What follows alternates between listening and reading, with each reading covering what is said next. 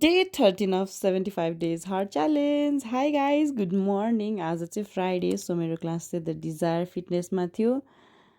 अनि आज चाहिँ अलिक धेरै नै जना मान्छे हुनुहुन्थ्यो एकदमै रमाइलो भयो मेरो 1 घन्टाको क्लास सक्यो अनि त्यसपछि हामी गयो कौशीमा चिया खानको लागि यहाँ चाहिँ एकदमै रमाइलो एकदमै रमाइलो हुन्छ क्या अनि यो चाहिँ हाम्रो टेक 1 यो टेक 2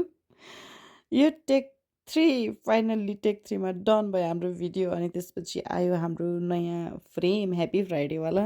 रमाइलो छ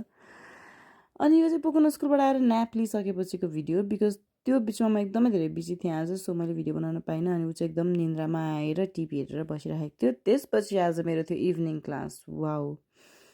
16 खुट्टेमा न्यू फ्लेक्समा अनि म 5:39मै त्यहाँ पुगेँ क्लास चाहिँ 6 बजीदेखि थियो अनि म चाहिँ त्यो त्यति 20 मिनटसम्म के गरेर बस्ने भनेर सोचिरहेको थिएँ तर थ्याङ्कफुल्ली टाइम बित्यो त्यत्तिकै सनसेट हुने बेला भइसकेको थियो अनि मेरो त्यहाँ पनि 1 घन्टाको क्लास मैले लिएर सकाएँ राति अँध्यारो भइसकेको थियो त्यहाँ चाहिँ 2जना चाइनिजहरू पनि हुनुहुन्थ्यो मैले नेपाली नचाहिदिएँ त्यही भएर सो गाइज म निस्किँदा चाहिँ यति ढिलो भइसकेको थियो अनि म 8 बजे घर आइपुगेँ वेल गुड नाइट